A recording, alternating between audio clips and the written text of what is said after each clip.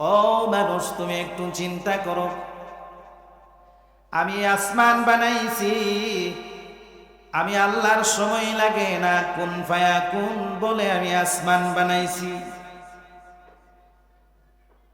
জমিন বানাইছি, আমি আল্লাহর 1 সেকেন্ড সময় লাগে না, শুধু কুন ফায়াকুন বলে জমিনকে বানাইছি।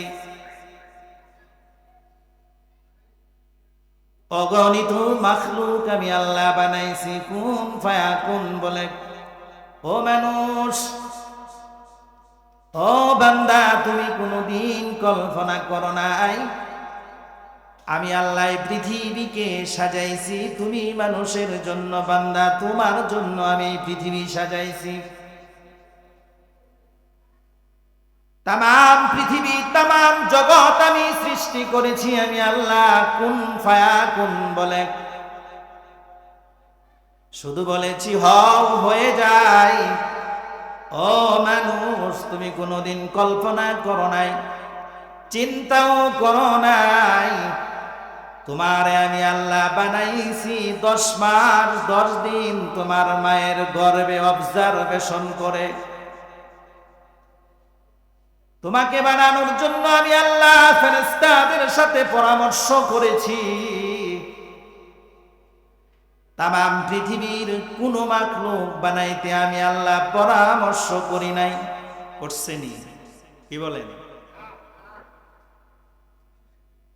এত বড় বড় পশু পাখি জীব জন্তু বানাইছি, একটা জীব জন্তু বানানোর জন্য আমি আল্লাহর কোনো পরামর্শ করতে হয় নাই। তুমি মানুষ, তোমারে বানাইছি আমি আল্লাহ রব্বুল আলামিন ফেরেশতাদের সাথে পরামর্শ করেছি। একদিনে বানাই নাই। আমি আদমকে সৃষ্টি করার পূর্বে 40 দিন এই মাটিকে আমি অবজারভেশন করে এই মাটি থেকে আদম বানাইছি, আদম থেকে তোমাদেরকে বানাইছি। ও মানুষ, কোনদিন তুমি চিন্তা করছনি শুধু তোমাকে দুনিয়ায় পাঠাইয়া শেষ করি নাই, এই পৃথিবীর জগৎ যা কিছু সৃষ্টি করেছি তুমি মানুষের আগে সৃষ্টি করেছি। সব কিছু আল্লাহ তাআলা মানুষ বানানোর আগে আল্লাহ তাআলার নিজামে পৃথিবী সুন্দর করে সাজাইছে একমাত্র এই মানুষের জন্য। ঠিক কিনা? এটা আমরা কোনোদিন চিন্তা করছি? কি বলেন? চিন্তা করছি? বিজ্ঞান বলে পানির মধ্যে আল্লাহ রাব্বুল আলামিন 11 লক্ষ মাখলুক সৃষ্টি করেছেন। তার মধ্যে একটা মাখলুক আল্লাহ এত বড় বানাইছেন, দৈনিক ওই মাখলুকটার, ওই জীবটার আল্লাহ রাব্বুল আলামিন 3 বেলা খাবার খাওয়ায়। 27.5 টন খাবার দৈনিক আল্লাহ ওই জীবটাকে খাওয়ায়। চিন্তা করছেন? আল্লাহ বলে, ও মানুষ, এত মাখলুক সৃষ্টি করলাম, এটা তোমার উপকারের জন্য। তোমার জন্য আমি দুনিয়া সাজাইলাম, আসমান সাজাইলাম, জমিন সাজাইলাম। শুধু আসমান সাজাই নাই, জমিন সাজাই নাই, এরকম 7টা জমিন তোমার জন্য আমি বানাইছি, এরকম 7টা আসমান মানুষ তোমার জন্য বানাইছি। ও মানুষ, তুমি কেমন করে আমি আল্লাহর সাথে বেঈমানি করো? এত কিছু নিয়ামত তোমাকে দিয়েছি, তোমারে বানাইয়া আমি আল্লাহ ঘোষণা দিয়েছি তোমার মতন সুন্দর করে আমি আল্লাহ আর কোনো মাখলুক বানাই নাই। ঠিক কিনা?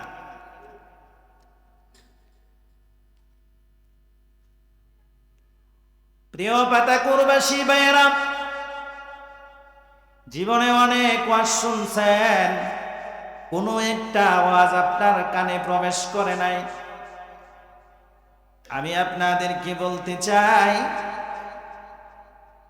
আমি একজন নালায়েক, আমার একটা কথা যদি আজকে আপনি আমল করতে পারেন, আপনার জীবন সফল হয়ে যাবে। আখিরাতে আপনার জন্য অপেক্ষা করছে জান্নাত। পারবেন তো ইনশাআল্লাহ? আমরা আমল করতে পারবো তো? এই তিনটা জিনিস আমি আমল করব। আল্লাহর রাসূল সাল্লাল্লাহু আলাইহি ওয়াসাল্লাম বলতেছেন, পৃথিবীবাসী তোমার জীবনে এই তিনটা কাজ করো। আল্লাযীনা ইউমিনুনা বিল গায়ব, অদৃশ্যের প্রতি তুমি ঈমান আনো। কেমন ঈমান আনবে? আমিনু কামা আমানান নাস, নবীরা যেরকম ঈমান এনেছিল, সাহাবীরা যেরকম ঈমান এনেছিল, ওই রকম ঈমান আনো। আমি বলবো আপনাদেরকে, আল্লাহকে তো আমরা দেখি নাই, দেখছি। বন্ধুরা আমার, আমরা আল্লাহকে দেখি নাই, না দেখে অদৃশ্যের প্রতি আমরা ঈমান এনেছি। আল্লাহর নবী বলে, ও দুনিয়াবাসী, আমার আল্লাহকে দেখো নাই। আল্লাহ অদৃশ্যের প্রতি তুমি ঈমান এনেছো, তার সাথে সাথে যদি ওয়ায়ুকিমুনাস সালাত, ঈমান আনয়নের পর যদি তুমি জমিনে 5 ওয়াক্ত নামাজ বাস্তবায়ন করো, তোমার জীবনে 5 ওয়াক্ত নামাজের পায়রবি করো, ওয়া মিম্মা রাযাকনাহুম ইউনফিকুন, 3 নাম্বার কাজটা যদি করো, আমি আল্লাহ তোমাকে জমিনে পাঠাইয়া কাউকে ধন সম্পদ দিয়েছি, কাউকে দেই নাই। ঠিক আছে না? সকলকে আমি এক শ্রেণী করে বানাই নাই।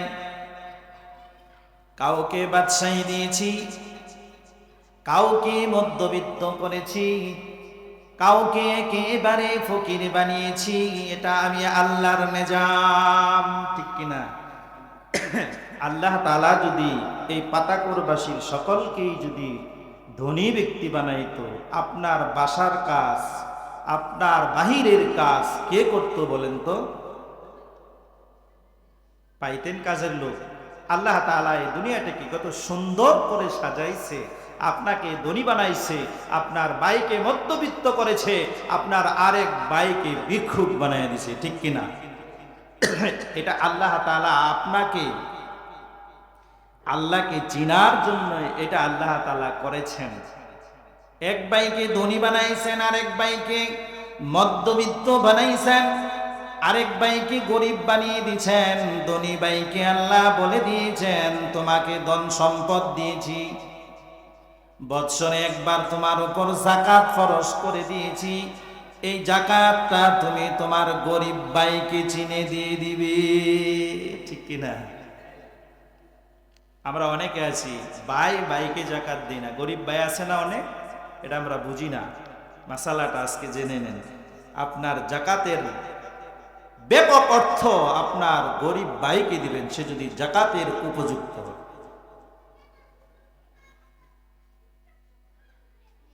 আল্লাহ রাব্বুল আলামিন বান্দাকে ডাক দিয়ে বলে, ও বান্দা, জমিনে যদি তুমি এই 3টা কাজ বাস্তবায়ন করো, আমি আল্লাহ তোমার প্রতি এত খুশি হব, এত খুশি হব। আমি আল্লাহকে দেখো নাই, না দেখে আমি আল্লাহর প্রতি ঈমান এনেছ, যথারীতি আমি আল্লাহর হুকুম 5 ওয়াক্ত নামাজ জমিনে কায়েম করেছ। আমি অর্থ সম্পদ দিয়েছি, বান্দায় অর্থ থেকে তুমি বান্দা আমি আল্লাহর রাস্তায় ব্যয় করবে। এই 3টা কাজ যদি তোমার মধ্যে থাকে, এই জগতের শ্রেষ্ঠ ওলি হিসাবে তোমার নাম আমি আল্লাহর দফতরে চলে আসবে। কয়টা কাজ ভাই? 3টা কাজ। এই 3টা কাজ যদি আপনার জীবনে বাস্তবায়ন করেন, বলেন তো আপনার দ্বারা কোনো গুনাহ হতে পারে না? আল্লাহ রাব্বুল আলামিন বলেছেন, নামাজ মানুষকে সকল ফাহেসা কাজ থেকে বিরত রাখে। কারণ আল্লাহ 2 নম্বরে বলেছেন ওয়ায়ুকিমুনাস সালাতা, তুমি নামাজ কায়েম করো। আল্লাহর রাসূল সাল্লাল্লাহু আলাইহি ওয়াসাল্লাম বলেছেন নিশ্চয়ই নামাজ মানুষকে সকল ফাহেসা কাজ থেকে বিরত রাখে। রাখেনি? এখন প্রশ্ন আসতে পারে, হুজুর আমার পাশের বাড়ির বন্ধু নামাজ পড়ে বড় চাকরি করে ঘুষ খায়, আছে না?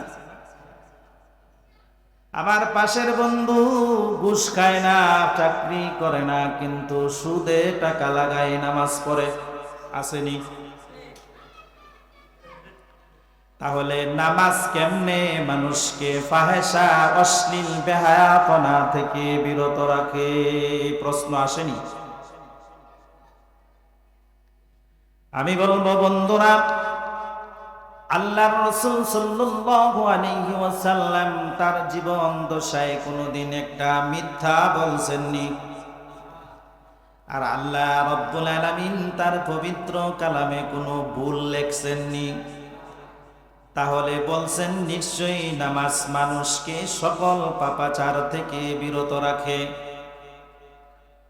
কেন বিরত রাখলো না? ওই ভাইকে নামাজ পড়ে ঘুষ খায়, ওই ভাই নামাজ পড়ে সুদ খায়, ওই ভাই সমস্ত বেহায়াপনার সাথে লিপ্ত আছে, সে তো নামাজ পড়ে। কিন্তু আল্লাহর রাসূল সাল্লাল্লাহু আলাইহি ওয়াসাল্লাম বলেছেন নিশ্চয়ই নামাজ মানুষকে সকল পাপাচার থেকে বিরত রাখে। আল্লাহর রাসূল সাল্লাল্লাহু আলাইহি ওয়াসাল্লাম বলেন সাল্লু কামা রাআইতুমুনি উসাল্লি। ও দুনিয়াবাসী, তুমি এমন নামাজ পড়ো আমি রাসূল যেমনি নামাজ পড়েছি, আমি নবী যেমনি নামাজ পড়েছি, ওই রকম নামাজ তুমি পড়ো, ওই রকম নামাজ তুমি বানাও। তাহলে এই নামাজ তোমাকে সকল পাপাচার থেকে বিরত রাখবে। বন্ধুরা আমার, আমাকে আল্লাহ রাব্বুল আলামিন মানুষ বানায়া পাঠাইলেন, মানুষ বানায়া পাঠাইলেন। কেন পাঠাইলেন? এটা আমার আপনার প্রশ্ন থাকতে পারে, আল্লাহ আমাকে মানুষ বানাইলো কেন? কেন বানায়া জমিনে পাঠাইলো? একমাত্র আল্লাহ রাব্বুল আলামিন বলেছেন মানুষ তুমি শুধু আমার ইবাদত করবে আর তামাম মাখলুকগুলো তোমার খেদমত করবে। এই জন্য আমি আল্লাহ রাব্বুল আলামিন তোমাকে মানুষ বানাইয়া জমিনে পাঠাইছি। ও মানুষ, তুমি কেমনে দুনিয়ার লোভে পড়ে আমি মহান আল্লাহকে ভুলে যাও? তুমি তো ছিলে মাছে, তুমি ছিলে গাছে, তুমি ছিলে ফলে, ওই ফল ফ্রুট খাওয়াইয়া তোমার বাবার শরীরে আমি 1 ফোঁটা রক্ত বানাইছি। তোমার বাবার রেহেম থেকে তোমার মায়ের গর্ভে তুমি চলে গেলে, দুনিয়ার নিজাম অনুযায়ী আমি আল্লাহ তোমাকে এই সিস্টেম অনুযায়ী বানাইছি। আর এত দুর্বল করে তোমারে বানাইছি, একটা পশুর ঘর থেকে জন্ম নিয়ে সাথে সাথে সে জমিনে দৌড়াদৌড়ি করেনি। আল্লাহ বলে দিয়েছেন তুমি মানুষ, মানুষের ওই জ্ঞান আকল বুদ্ধি দিয়ে তুমি জমিনে বিচরণ করবে। আর এই জ্ঞান দিয়ে আমি প্রভুকে চিনবে। কোন পশু পাখি আমার ইবাদত করে না, এদেরকে ইবাদত করার জন্য দায়িত্ব দেই নাই। কারণ তোমারে দায়িত্ব দিছি এই কারণে তামাম মাখলুক আমি বানাইছি মানুষ তোমার জন্য। যত উপকারের প্রয়োজন হয় সব কিছু বানাইছি তোমার উপকারের জন্য। আর আমি আল্লাহ তোমারে বানাইছি তোমার এই কপালটা আমি আল্লাহর কুদরতি পায়ে সেজদা দেওয়ার জন্য। বন্ধুরা আমার, আমি যে মানুষ এই বিষয়ে আমি জানি না। আমি মানুষ। ও মানুষ, তোমাকে আল্লাহ সৃষ্টি করেছে কিসের জন্য সৃষ্টি করেছে? তুমি মানুষ, তোমার মধ্যে এখনো হুঁশ আসে নাই। আমি বলবো বন্ধুরা, আমরা দুনিয়ায় এসে দুনিয়ার জন্য পাগল পারা হয়েছি। যেই দুনিয়ার জন্য আমি এত পাগল পারা হয়েছি, এই দুনিয়া আমাকে একদিন লাথি মেরে 3.5 হাত কবর দেশে পাঠিয়ে দিবে। ওই দিন আমি খালি হাতে ফেরত যাব, ঠিক কিনা? আমি কি আমল করেছি? দুনিয়াটা পরীক্ষার জায়গা। আমরা কলেজে, স্কুলে, ভার্সিটিতে ছাত্রদের পরীক্ষা নেই 3 ঘন্টা অথবা 4 ঘন্টা, ঠিক কিনা?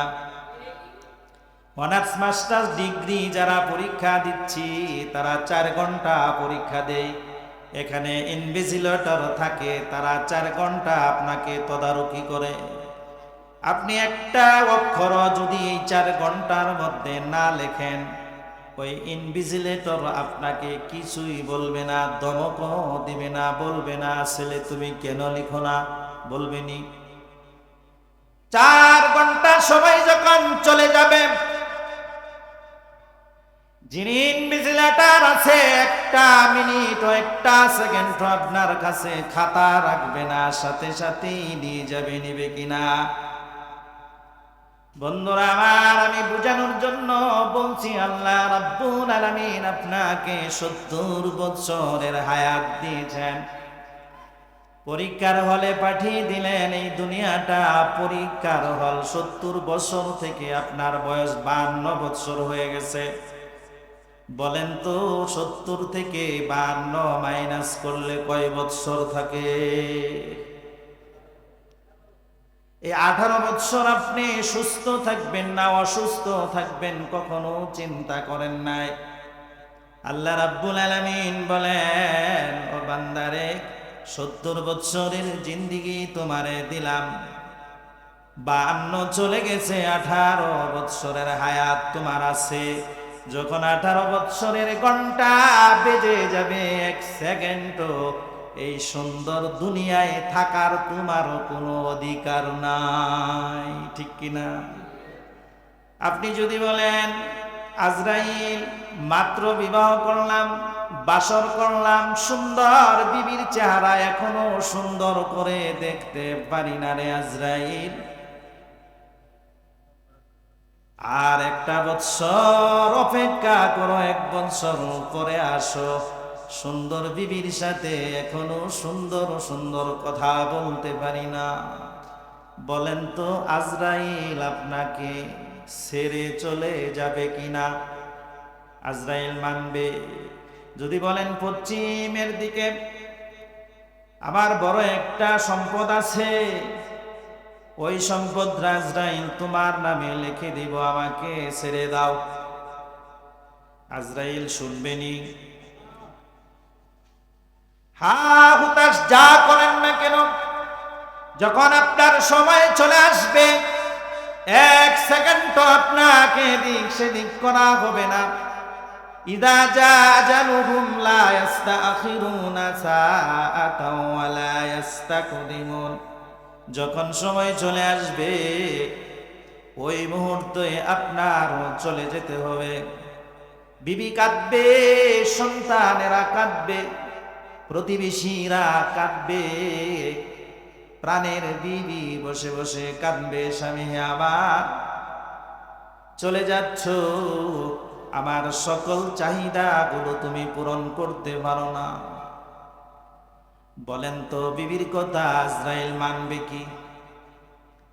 আল্লাহ রাব্বুল আলামিন এই জন্য বলছেন, ও বান্দা, 3টি বিষয়ে তুমি লক্ষ্য রেখে যদি তুমি জমিনে বিচরণ করো, তোমার চেয়ে বড় অলি আর পৃথিবীর জমিনে কেউ নাই। আল্লাহকে বিশ্বাস করে আল্লাহর উপর ঈমান আনলাম, যথারীতি আল্লাহর হুকুম মেনে নামাজ পড়লাম, আমাকে আল্লাহ রাব্বুল আলামিন এত ধন সম্পদ দিয়েছে, অনেক বাইরা আছি, ধন সম্পদ জমা করে রাখছি। মৃত্যুর সময় যখন চলে যায়, এই ধন সম্পদ দুনিয়ায় রেখে আমার খালি হাতে যেতে হবে, ঠিক কিনা? কি বলেন? আর এই ধন সম্পদের মায়ায় পড়ে কত অন্যায় করতেছি জমিনে, কোনদিন আমি চিন্তা করি নাই। সম্পদ সব রেখে গেলাম, সন্তানের জন্য সম্পদ রেখে গেলাম, আমি খালে হাতে কবরে চলে গেলাম। 40 দিন যখন গত হয়ে যায়, এমন সন্তান আছে বাবার নামে কোনোদিনও একজন হুজুর নিয়ে ঘরে দুয়াও করাইতে পারে না, আসেনি? এই সম্পদগুলো দূর দূর করে সম্পদ শেষ করে দেয়। আমাদের এই গাজীপুরে সবচেয়ে বেশি এই জিনিসটা আমরা দেখি। বন্ধুরা আমার, আমিও গাজীপুরের মানুষ। আমার বাড়িটা গাজীপুরের একেবারে সবচেয়ে সুন্দর দামি জায়গা, যেখানে কলেজ গেট। আমি সেই এলাকার বাসিন্দা। আমরা দেখি গাজীপুরের মানুষ একটা ভুল করে। যারা বাবারা আছেন, গাজীপুরের মানুষ সবচেয়ে বেশি মেয়েদেরকে ঠগায়, ঠিক কিনা? বলতেছে হুজুর তো ধরছে গাজীপুর, ব্যাপার কি? গাজীপুরের মানুষ সবচেয়ে বেশি যে অন্যায় এটা করে, সন্তানের সাথে মেয়েদেরকে 2.5 কাঠা জমি দিয়ে মেয়ে বিদায় করে দেয়। 20 বিঘা সম্পদ সন্তান ছেলের জন্য রেখে দেয়। আমি এমনও দেখছি গাজীপুরের মানুষ 2.5 কাঠা সম্পদ মেয়েকে দিয়ে দিছে, ওই মেয়েটাই বাবার কল্যাণের জন্য হয়েছে। ছেলে মদ, গাঁজা, ফেন্সিডিল, ইয়াবা, গ্যাস যা আছে সব খাইয়া বাবার সম্পদ বিক্রি করে শেষ করে বাঙ্গা থাল হাতে নিয়া ভিক্ষার দুয়ারে নেমে গেছে। গাজীপুরে আমি অনেক দেখেছি। বন্ধুরা আমার কথাগুলো দিলের কান লাগায় একটু শুনেন। আমি যে সম্পদ যেই সন্তানের জন্য রেখে গেলাম, সন্তান কোনোদিন হাত তুলে বাবার জন্য দোয়া করতে পারে না। এটা গাজীপুর মানুষের অভ্যাস। বেশিরভাগই ফেন্সিডিল, ইয়াবা, গাঁজাখোর সন্তান। বেশিরভাগই আমরা তো টিচার হিসাবে দেখি, আমাদের অনেক ছাত্ররাও এরকম করে, গাজীপুরের ছেলেরা। ও বন্ধু, আমি বলবো আপনার সন্তান, মেয়েও আপনার সন্তান, আপনার ঔরস থেকে এসেছে, ছেলেও আপনার ঔরস। ছেলে যদি 10 কাঠা সম্পদ পায়, আপনার দায়িত্ব হলো মেয়েকে 5 কাঠা সম্পদ দেওয়া, ঠিক কিনা? কি বলেন? মেয়ে যদি 5 কাঠা পায়, ছেলে 10 কাঠা পাবে, ছেলের অর্ধেক পাবে তো মেয়ে। কিন্তু দেখলাম মেয়েকে এমন ভাবে ঠকাইলো, মৃত্যুর কোলে যখন বাবা পড়ে গেল, মেয়েটা এসে বাবার পায়ে ধরে বলে, বাবা, ও বাবা, তুমি মৃত্যুর শয্যায় আছো, আগামী কালকে আমরা কাকে বাবা বলবো? কিন্তু ছেলেরা দূরে দূরে থেকে বলে, বাবা তুমি তাড়াতাড়ি চলে যাও, তোমার সম্পদের মালিক আমি হয়ে যাব। কিন্তু মেয়েরা কথা বলে না, চোখের পানি ছেড়ে বাবার শিওরে বসে মেয়েরা কাঁদে, ঠিক কিনা? আমি বলবো বন্ধু, জমির জন্য, সম্পদের জন্য এত মায়া কেন আপনি সন্তানের এক সন্তানকে একরকম আর এক সন্তানকে অন্যরকম দেখতেছেন? আপনি বাবা হিসাবে যদি সন্তানকে পাই টু পাই হিসাব করে সম্পদ না দিয়ে যান, অপেক্ষা করছে আপনার জন্য আল্লাহর কঠিন আযাবের জাহান্নাম। ঠিক কিনা? এজন্য বন্ধুরা আমার, এই গাজীপুরের মানুষ সবচেয়ে বেশি ধনী। এক কাটা সম্পদ বিক্রি করলে 40 থেকে 45 লক্ষ টাকা পায়। ঠিক কিনা?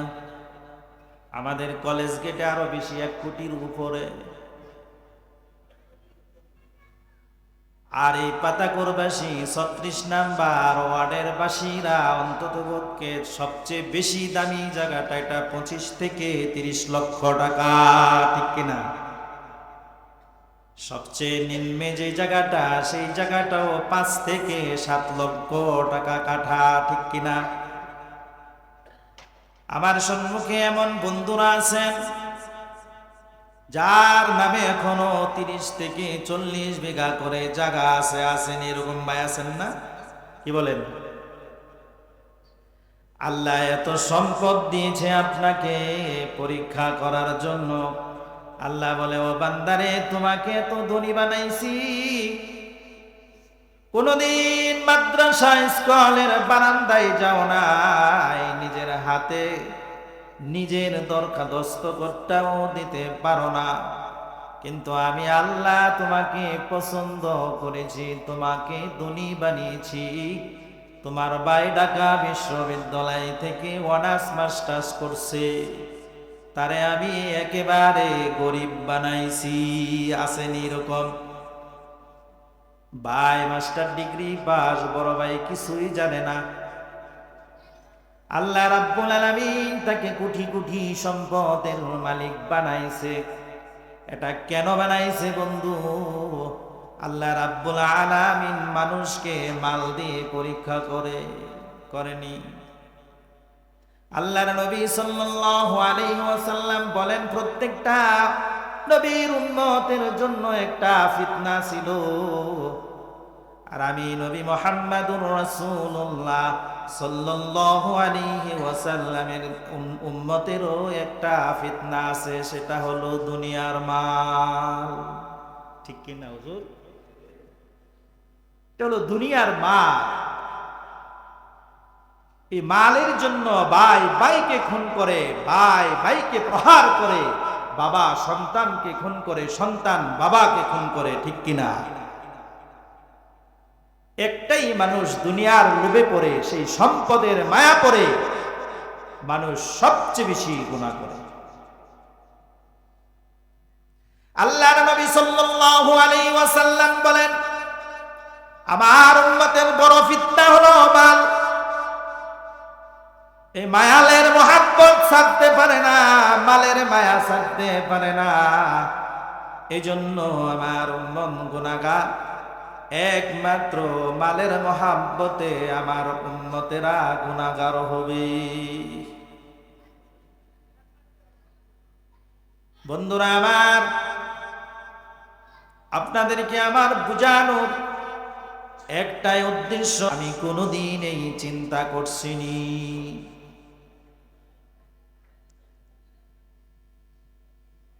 আল্লাহর রাসূল সাল্লাল্লাহু আলাইহি ওয়াসাল্লাম বলেন, ও দুনিয়াবাসী, তোমার জীবনে 5টা কাজ আসবে আর 5টা কাজ চলে যাবে, 5টি আসবে। ওই 5টা কাজ আসার পূর্বে তুমি আল্লাহর গনিমত মনে করো, আল্লাহর নিয়ামত মনে করো। 1 নম্বরে শাবাবাকা কাবলা হারামি, তোমার এই যৌবন, তোমার এই জীবন, তোমার যৌবনকে তুমি এত গনিমত মনে করো, বৃদ্ধ হওয়ার পূর্বে তোমার এই যৌবনকে তুমি আল্লাহর গনিমত মনে করো। কারণ তুমি তো এখন যুবক, টলমলে টকবগে যুবক, শরীরের রক্ত গরম। একদিন তোমার কাছ থেকে এই যৌবন চলে যাবে, তুমি বৃদ্ধ হয়ে যাবে। ও যুবক রে, তুমি তোমার বাবার দিকে তাকাও, একদিন তোমার বাবাও তোমার মতন যুবক ছিল, ঠিক কিনা? কারণ বৃদ্ধ হওয়ার পূর্বে তোমার এই যৌবনকে তুমি আল্লাহর গনিমত মনে করো, কারণ এই যৌবন তোমার থেকে একদিন বিদায় নিবে। ওই দিন তুমি শুধু বসে বসে কাঁদবে, আহা যৌবনকালে আমি কোনো নেক আমল করতে পারি না। বৃদ্ধকালে মানুষের নেক আমল করার ইচ্ছা জাগে, কারণ এখন তো আর আপনি কোনো পাপের কাছে যাইতে পারবেন না, ঠিক কিনা? যৌবনের জ্বালায় আপনি কত গুনাহ করেছেন বন্ধু, এখন বৃদ্ধ হয়েছেন।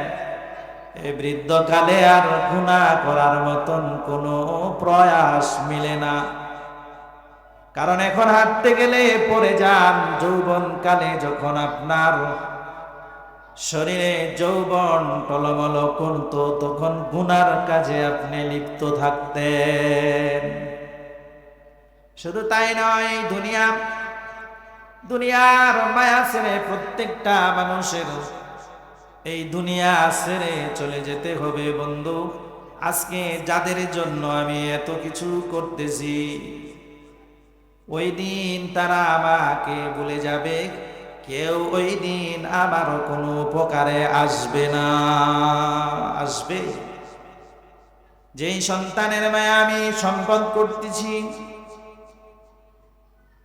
যে মা বাপের জন্য আমি সম্পদ করতেছি, স্ত্রীর জন্য সম্পদ করতেছি,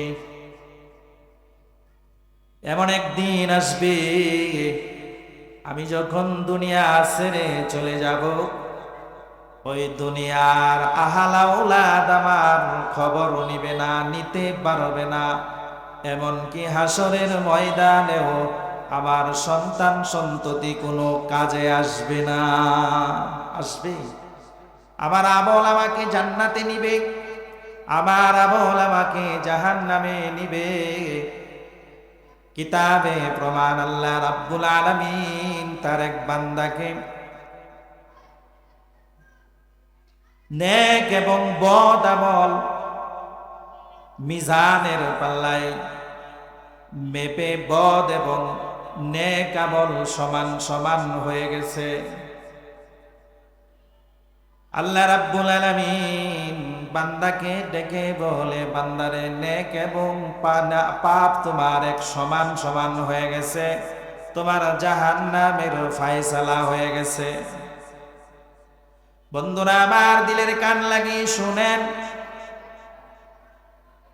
আল্লাহর বান্দা এমন পেরেশান হয়ে যাবে হাসরের ময়দানে, চিৎকার মেরে বলবে, প্রভু গো আমাকে একটু সময় দাও। দুনিয়ার জমিনে যাদের জন্য আমি এত কিছু করেছি, যাদের জন্য দুনিয়া কামাই করতে যাইয়া আমি নেক আমল করতে পারি নাই, প্রভু আমাকে একটু সময় দাও, তাদের সাথে একটু দেখা করি। আল্লাহ রাব্বুল আলামিন বলবেন, বান্দারে যা, যাদের জন্য দুনিয়ায় এত কিছু করেছো তাদের কাছে যাও, আজকে একটা নেকি দিয়ে তোমাকে সাহায্য করেনি। বান্দা এত খুশি হবে, বলবে, দুনিয়াতে আমি লেখাপড়া করি নাই, আমার ভাইকে আমি ডাক্তার বানাইছিলাম, অবশ্যই আমার ভাই আজকে একটা নেকি দিয়ে আমাকে সাহায্য করবে। কিন্তু আল্লাহ বলেন, না না না, হাসরের ময়দানে কেউ তোমার সাহায্যে এগিয়ে আসবে না। ইয়াউমা ইয়াফিরুল মারউ মিন আখি ওয়া উম্মিহি ওয়া আবি ওয়া সাহিবাতিহি ওয়া বানি। ওই দিন ভাইয়ের কাছে যাবে আল্লাহর বান্দা, ভাই গো তোমার ভাই আব্দুল্লাহ একটা নেকির জন্য জাহান্নামের ফয়সালা হয়ে গেছে, ভাই তোমাকে মানুষ করতে যাই আমি কখনো লেখাপড়া করি নাই, খাবারের টাইম পাই নাই, কারণ তোমার লেখাপড়ার জন্য টাকা উপার্জন করতে হয়েছে। কত মহাব্বত করে আদর করে আমি তোমাকে ডাক্তার বানাইছিলাম। ভাই, হাশরের ময়দানে জাহান্নামের ফয়সালা হয়ে গেছে আমার। একটা নেক যদি দাউরে ভাই, জান্নাতে যেতে পারবো। একটা নেকি দিয়ে হাশরের ময়দানে সাহায্য করবেনি। বন্ধুরা আমার, ওই দিন ভাই বলবে, কে গো তুমি? কুকিল কণ্ঠে আমাকে হাশরের ময়দানে ভাই বলে সম্বোধন করতেছ। দূর হও, দূর হও, দুনিয়ার জমিনে আমার কোনো ভাই ছিল না। ইয়াউমা ইয়াফিরুল মারউ মিন আখিক, ওই দিন ভাই ভাইয়ের থেকে দূরে পলায়ন করবে। ওয়া উম্মিহি ওয়া আবিক, ওই দিন যেই মা সন্তানের জন্য দুনিয়ার জমিনে সন্তান যখন একটু ব্যথা পায়, মায়ের কলিজায় আগুন লেগে যায়। সন্তানের কান্না সইতে পারতো না মা। ওই দিন ওই মা সন্তানকে দূর দূর করে বিদায় করে দিবে। ওয়া উম্মিহি, ওই দিন মায়ের কাছে যাবে, সন্তান বলবে, মা গো, ও মা, তোমার সন্তানের একটা নেকের জন্য জাহান্নামের ফয়সালা হয়েছে। মা গো, দুনিয়ার জমিনে যখন আমার জ্বর হইতো, অসুস্থ হয়ে যেতাম, তুমি পাগল পারা হয়ে যেতে মা। ও মা, আজকে তোমার সন্তান আব্দুল্লাহ একটা নেকির জন্য জাহান্নামের ফয়সালা হয়েছে।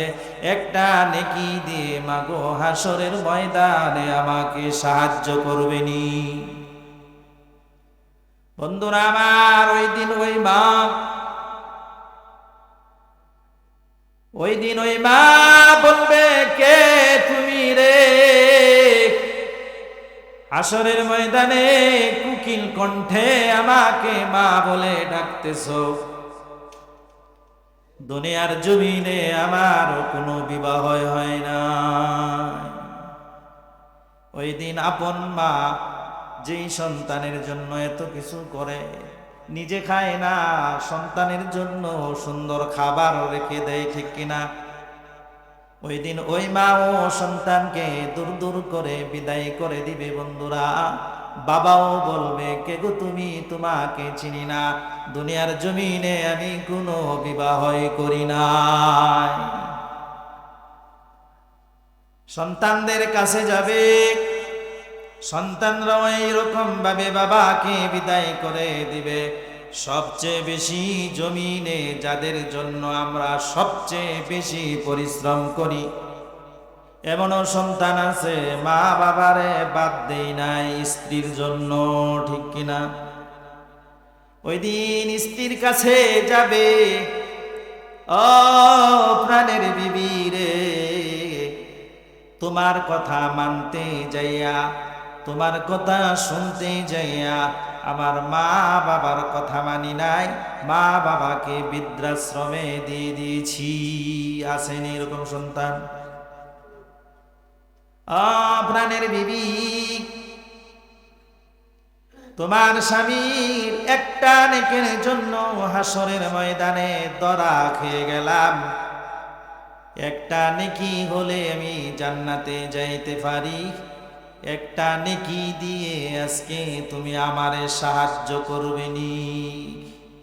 ওই দিন বিবি কি বলবে বন্ধুরা? ওই দিন বলবে, কে গো তুমি? কুকিল কণ্ঠে আমাকে স্ত্রী বলে ডাকতেছ।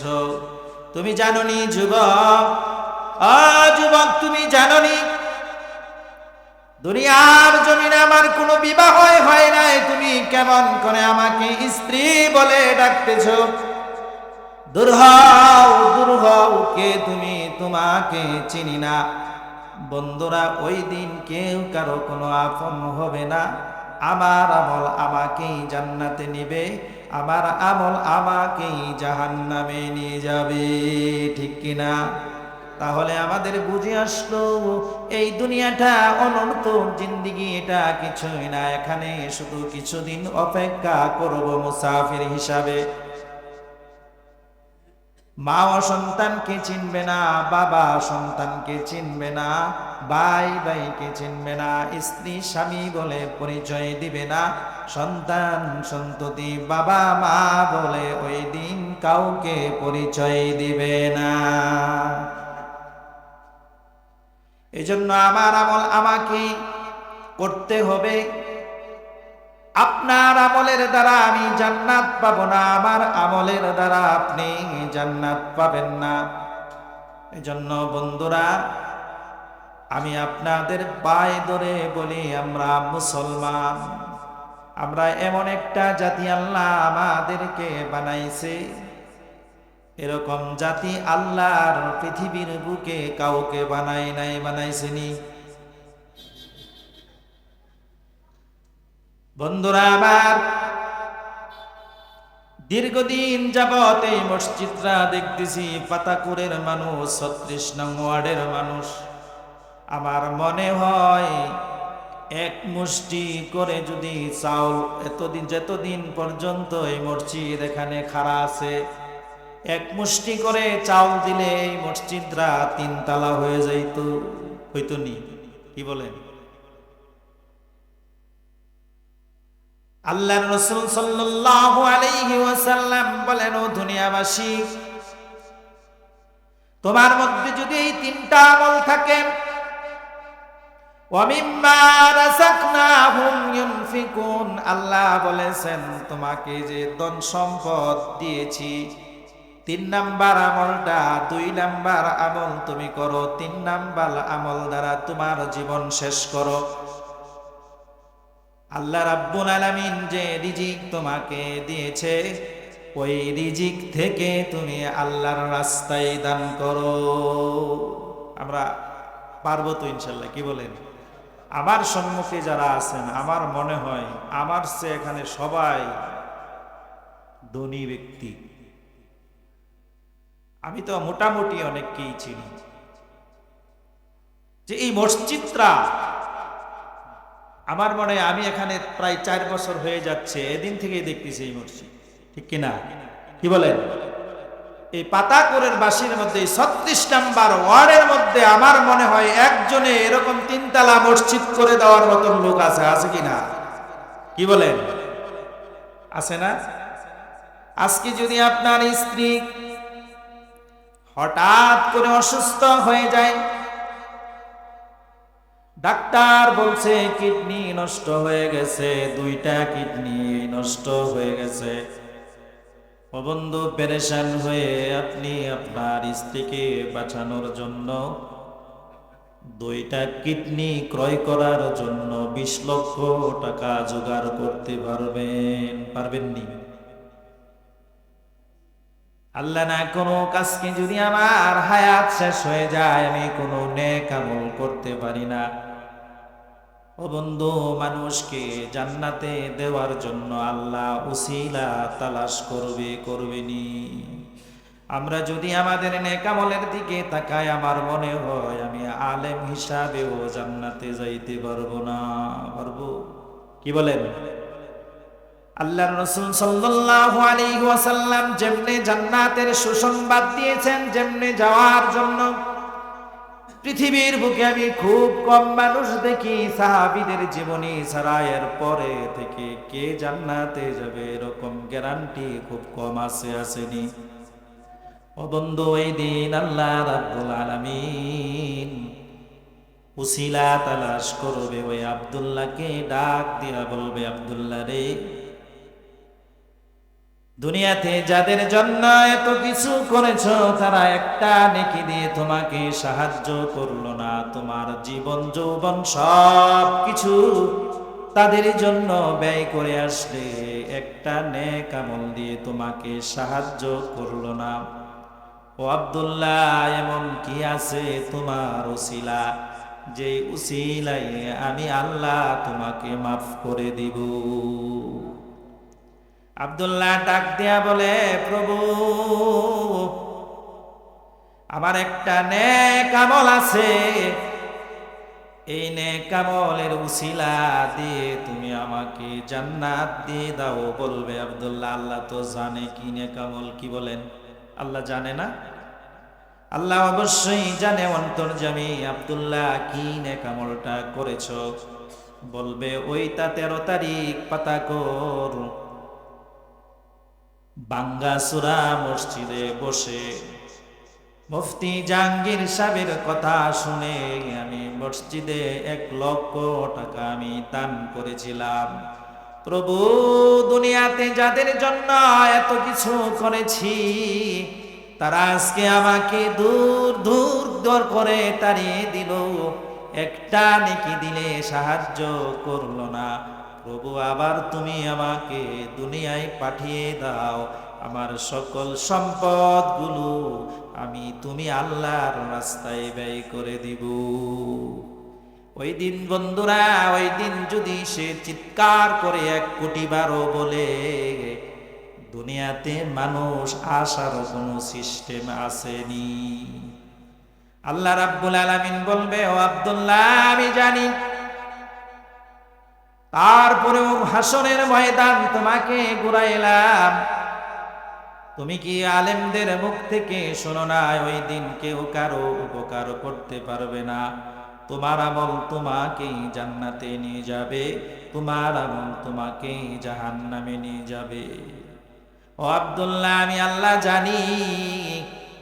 আমার নবী বলেছে, মান বানা লিল্লাহি মাসজিদান বানাল্লাহুল জান্নাহ।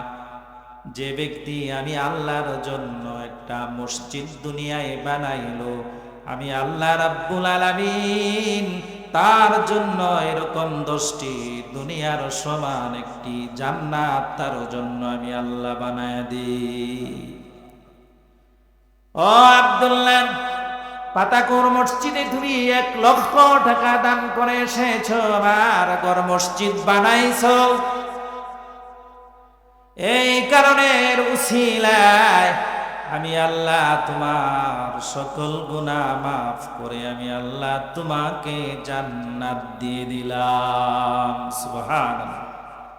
বন্ধুরা আমার আপনার নেক দ্বারা আমরা জান্নাত পাবো কিনা সন্দেহ আছে। আর আল্লাহর রাসূল বলেছেন, ও দুনিয়াবাসী, তুমি যদি জমিনে একটা মসজিদ বানাইতে পারো, আল্লাহর জন্য আল্লাহর ঘর বানায় আসো, আমি রাসূল ওয়াদা দিলাম, তোমাকে আমি রাসূল আমার এই পবিত্র হাত ধরে আমি রাসূল তোমাকে জান্নাতে নিয়ে যাব। বন্ধুরা আমার, এই দান মানুষের মর্যাদা বাড়ায় দেয়, দান মানুষের সম্মান বাড়ায়, দান মানুষের ঘরের বরকত এনে দেয়, সন্তানের উপর বরকত আনে, সন্তানের সকল বালা মুসিবত দূর করে দেয়। আল্লাহর রাসূল সাল্লাল্লাহু আলাইহি ওয়াসাল্লামের সাহাবী হযরতে আলী রাদিয়াল্লাহু তাআলা আনহু, আমরা নাম শুনেছি সকলেই।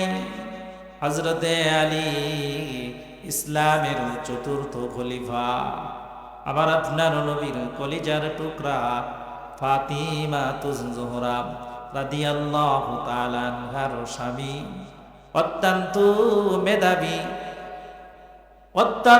মেধাবী সাহাবী, যিনি 10 বৎসরে ইসলাম গ্রহণ করেছেন যুবকের মাঝে।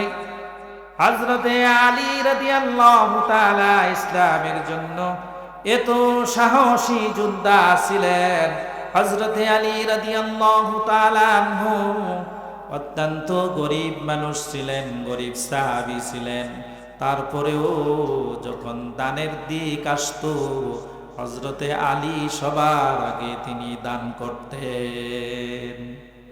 কারণ বলছেন, আমার নবী বলেছেন পবিত্র জবানে, 1 টাকা যদি আল্লাহর রাস্তায় খরচ করা হয়, আল্লাহ রাব্বুল আলামিন তাকে সাথে সাথে 10 টাকার মালিক বানায়া দেয়। কে বলছে? আল্লাহর রাসূল সাল্লাল্লাহু আলাইহি ওয়াসাল্লাম বলেন, হযরতে আলী আমল করতেছেন, একদিন হঠাৎ করে অসুস্থ হয়ে গেলেন ফাতিমা রাদিয়াল্লাহু তাআলা আনহা। ডাক দিয়ে বলে, স্বামী হে আমার, অসুস্থতা আল্লাহ রাব্বুল আলামিনের নিয়ামত। অসুস্থ অবস্থায় স্বামী হে আমার মনে বড় আশা জাগছে, মনে বড় শখ হয়েছে আনার খেতে। ও স্বামী, আমি জানি আপনার কোনো টাকা পয়সা নাই, গরিব মানুষ, তারপরেও আমি ফাতিমা বলছি আমার মনে বড় আশা, মনে বড় শখ জাগছে, একটা আনার আমার জন্য কিনে আনবেন কিনা। হযরতে আলী কিতাব লেগে এক কেজি খেজুর বিক্রি করে বাজার থেকে একটি আনার কিনে আনলেন। বন্ধুরা আমার, লক্ষ্য করে শুনুন, একটা আনার কিনে হযরতে আলী বাড়ির দিকে আসতেছেন ফাতেমাকে খাওয়ানোর জন্য। প্রতিমধ্যে আল্লাহ রাব্বুল আলামিন এমন একজন ফকির পাঠিয়ে দিলেন, অসুস্থ ফকির। হযরতে আলীকে ডাক দিয়ে বলে, ভাই আলী, মনে বড় শোক জাগছে, অসুস্থ ফকির, অনেক দিন যাবত ধরে আমি আনার খাই নাই। হযরতে আলী বলে, আনার খাই নাই? আমার কাছে আনার আছে, এটা ভিক্ষুক জানলো কেমনে? ভিক্ষুক বলে, ভাই আলী,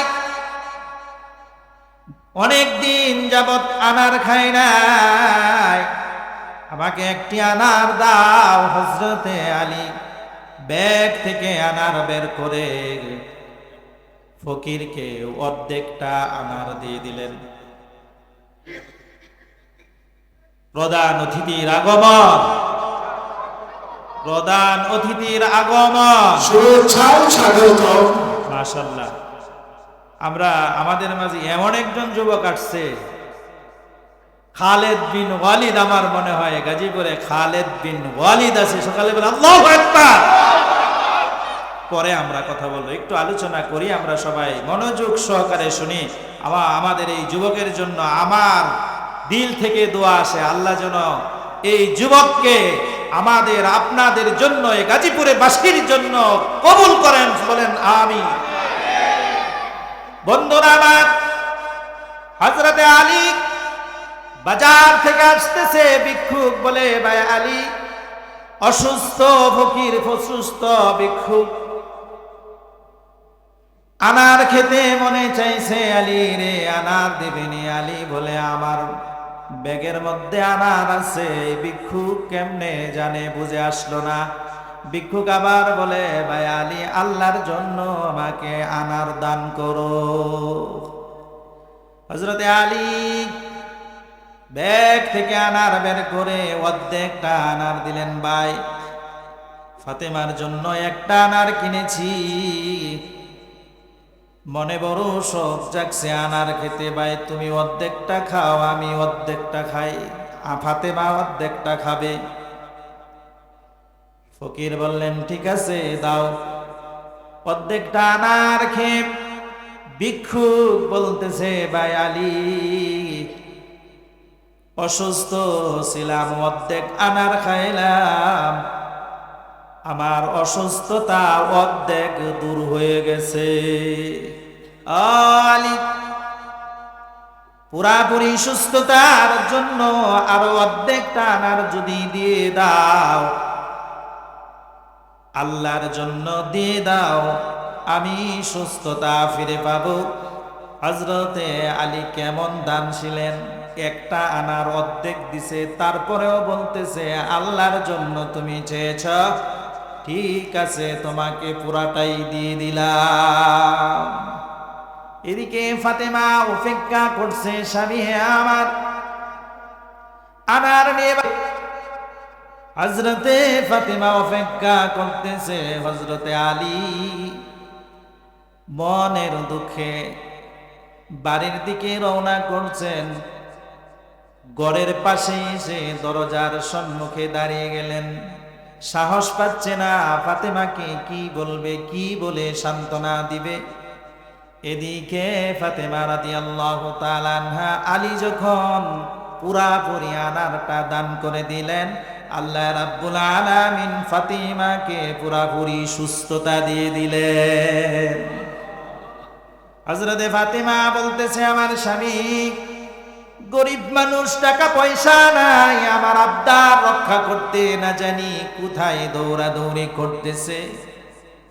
আমার মা বোনদেরকে বলবো, আমাদের দেশে এরকম স্ত্রী আসে, স্বামীকে যেটা আবদার করে বসে, 1 ঘন্টার মধ্যে না আসলে স্বামীকে বলে ফেলে তোমার সংসারে আর আমি থাকতে রাজি না। আছেন এরকম? মা বোনদেরকে বলবো, স্বামীকে কখনো দুঃখ দিবেন না। হযরতে ফাতিমাকে মক্কার বড় বড় সম্ভ্রান্ত ফ্যামিলির লোকেরা, ছেলেরা, যুবকরা এসেছিল বিবাহ করার জন্য। আল্লাহর রাসূল তাদের কাছে দেয় নাই। আলীকে আল্লাহর রাসূল পছন্দ করছে। কেন করছে আল্লাহই ভালো জানেন। মা বোনদেরকে বলবো, স্বামীকে কখনো ধমক দেন না। আর স্বামীদেরকে বলবো, স্ত্রীদেরকে কখনো গালি দেন না, ধমক দেন না, এই চেহারার মধ্যে আঘাত কইরেন না। যদি আঘাত করেন, আপনাকে আল্লাহ রাব্বুল আলামিন ওই দিন দায়ী স্বামী হিসাবে হাসরের ময়দানে দাঁড় করাবে। আর নারীদেরকে বলবো, আমার মা বোনদেরকে বলবো, ও মা বোনেরা, একজন আলেম হিসাবে আপনাদেরকে বলে যায়, কখনো স্বামীর অন্তরে আঘাত দিয়ে কথা বলবেন না। স্বামীর যা তৌফিক আছে, ওই তৌফিক অনুযায়ী আপনাকে পরিচালনা করবে, এর বাহিরে আপনি যায়েন না। কারণ বাহিরে যদি যান, আপনার জন্য জাহান্নাম অপেক্ষা করছে। আর যদি ধৈর্য ধরে স্বামীর গণ্ডির ভিতরে থেকে আপনি ধৈর্য ধরে আপনার সংসার পরিচালনা করেন, হাসরের ময়দানে 70 জন হুরের সর্দার নিয়ে আপনাকে বানাইবে। বন্ধুরা আমার, হযরতে আলী দরজার সম্মুখে দাঁড়িয়ে আছেন।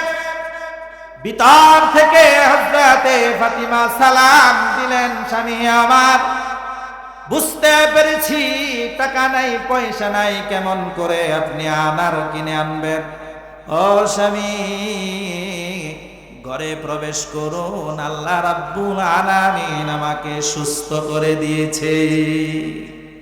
বুঝতে পেরেছি আনার আনতে পারে নাই। হযরতে আলী খুব লাজুক ছিলেন।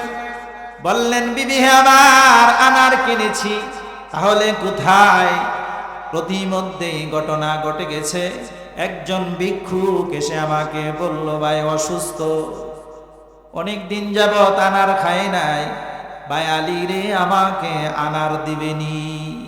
অর্ধেকটা দিয়েছিলাম, এমন ভিক্ষুক পুরাটা না নিয়ে সারে নাই। অর্ধেক খেয়ে বলে, আমার অর্ধেক অসুস্থতা দূর হয়েছে, পুরাটা যদি দাও আমার পুরাপুরি অসুস্থতা দূর হয়ে যাবে। কেমন স্ত্রী, কেমন স্বামী! স্ত্রী বলে দিল, স্বামী আমার, আমি বুঝতে পেরেছি তুমি যখন ভিক্ষুককে দান করে দিলে, আল্লাহ রাব্বুল আলামিন আমাকে পুরাপুরি সুস্থ করে দিয়েছে। হযরতে আলী কার থেকে শুনলেন একটা দান করলে 10টা পাওয়া যায়? বলতে হবে বন্ধুরা, 1 টাকা দান করলে 10 টাকা পাওয়া যায়। কথা কে বলেছেন? আল্লাহর নবী বলেছেন। আলী আমল করেছেন। আলী মনে মনে ভাবছেন, আমি ফাতিমার জন্য একটা আনার এনেছিলাম, আল্লাহর জন্য দান করে দিয়েছি, অবশ্যই আল্লাহ রাব্বুল আলামিন আমার ঘরে 10টি আনার পৌঁছায় দিবি। বন্ধুরা আমার, কিতাব প্রমাণ করে, আলেমরা আছে এখানে বসা। হযরতে আলী যখন ঘরে প্রবেশ করলো, রাসূলের একজন বিজ্ঞ সাহাবী সালমান ফারসি রাদিয়াল্লাহু তাআলা আনহু মাথায় বোঝা করে রাসূলের কাছে জাপটি বুঝাই করে আনার দিয়ে গেলেন। হযরত সালমান ফার্সিকে রাসূল ডেকে বলে, ও সালমান রে, আমার আলীর ঘরে আনারগুলি পৌঁছে দাও। কয়টা দান করছে ভাই? জোরে বলেন। একটা আনার দান করছে।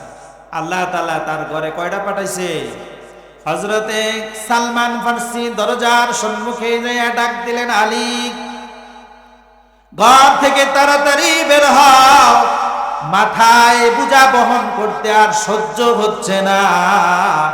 হযরতে আলী ঘর থেকে বের হয়ে দেখে সালমান ফার্সি মাথার মধ্যে বোঝা নিয়ে দাঁড়িয়ে আছে। ভাই আলী, তোমার জন্য রাসূল এই আনারগুলো পাঠাইছে। সালমান ফার্সি এই দিক দিয়া চাদরের নিচে একটা আনার লুকিয়ে রাখছে। হযরতে আলী দেখে গুনে গুনে দেখে 9টি আনার আছে, বারবার গুনে 9টি পাওয়া যায়। হযরতে আলী বলে, সালমান রে, এই আনারগুলো আমার নবী আমার জন্য পাঠায় নাই। সুবহানাল্লাহ বলে। আলী বলতেছে, আমার জন্য পাঠা নাই। রাসূল কার জন্য পাঠাইছে?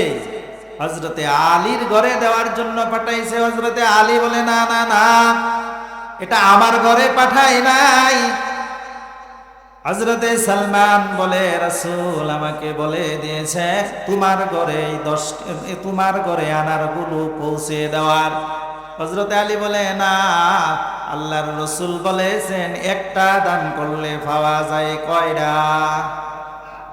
যেহেতু এখানে 9টা, আল্লাহর রাসূলের কথা মিথ্যা হতে পারে না। আল্লাহর রাসূল আমার জন্য পাঠায় নাই। হযরতে সালমান এবার চিৎকার দিয়ে বলে, ভাই আলী, তুমি কেমন করে জানলে আল্লাহর রাসূল তোমার ঘরে আনার পাঠাইছে? 9টা কেমনে তুমি জানলে? তোমার ঘরে পাঠায় নাই। হযরতে আলী বলে, আল্লাহর রাসূলের কথা কখনো মিথ্যা হতে পারে না। আল্লাহর রাসূল বলেছেন একটা দান করলে 10টা আল্লাহ দেয়, 1 টাকা দান করলে 10 টাকার মালিক আল্লাহ বানায়া দেয়। হযরতে সালমান বলে, ভাই আলী, এটাই জানার জন্য, এটাই বুঝার জন্য আমি একটা পয়েন্ট তৈরি করেছি। আমার চাদরের তলে একটা আনার আমি রেখে দিয়েছি। সত্যি সত্যি 1 টাকা দান করলে আল্লাহ 10 টাকার মালিক বানায়া দেয়। ঠিক কিনা বন্ধুরা আমার? এই দুনিয়া ছেড়ে আমি একদিন চলে যেতে হবে। এই ধন সম্পদ আমার সাথে যাবে না। এই পৃথিবীর কোনো বাদশা তার সম্পদ নিয়ে যাইতে পারে না। যাইতেছে কি বলেন? পৃথিবীতে 4 জন বাদশা আল্লাহ বাদশাহী দান করেছেন। 2 জন হলো কাফের, 2 জন কাফের আর 2 জন মুসলমান। 2 জন কাফের হলো, 1 নাম্বার হলো নমরুদ। কি? নমরুদ নিজেই খোদা দাবি দিছে। আল্লাহ তাআলা সারা পৃথিবী তাকে ভ্রমণ করাইছেন, এত সম্পদের মালিক বানাইছেন।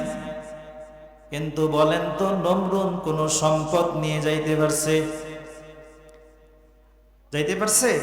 2 নাম্বার কাফের বাদশা বখতে নসর, আল্লাহ তাআলা পৃথিবী ভ্রমণ করাইছেন, এত সম্পদের মালিক বানাইছেন, নিয়ে যাইতে পারছে কিনা? নমরুদ্দারে আল্লাহ 400 বছর রূপ দিয়া, ব্লেংরা মশা দিয়া তারে মারছে, জুতা দা পিটাইছে রাজ্যের সবাই। ঠিক কিনা? আল্লাহ তাআলা বেইজ্জতি করে জমিন থেকে বিদায় দিয়েছে। আর 2 জন মুসলমান বাদশা আল্লাহ তাআলা তাদেরকে এত ক্ষমতা দিয়েছিলেন। একজন হলে নবী সুলাইমান, একজন নবী সুলাইমান আলাইহিস সালাতু ওয়াস সালাম। এত ক্ষমতা দিয়েছিলেন, এত ক্ষমতা দিয়েছিলেন, আমি বলবো মুসলিম বাদশা, মুসলমান একজন নবী হয়ে তিনি কি সম্পদ নিয়ে যাইতে পারছে? কি বলেন? আরেকজন হলো জুলকারনাইন। হযরতে জুলকারনাইন ইব্রাহিম নবী আলাইহিস সালাতু ওয়াস সালামের কাছে কালিমা পড়ে মুসলমান হয়েছিলেন। ওই জুলকারনাইনকে আল্লাহ রাব্বুল আলামিন এত ক্ষমতা দিয়েছেন, এত সম্পদ দিয়েছেন, একজন বাদশা ওই জমিন থেকে কিছুই নিয়ে যেতে পারে না। পারছে? এই জন্য বন্ধুরা আমি বলবো, আল্লাহর রাসূল সাল্লাল্লাহু আলাইহি ওয়াসাল্লাম বলছেন, যারা দান করে ওয়া মিম্মা রাযাকনাহুম ইউনফিকুন, আল্লাহ বলছে এটা তোমার সম্পদ না, আমি তোমারে দিছি, এর থেকে তুমি দান করবে।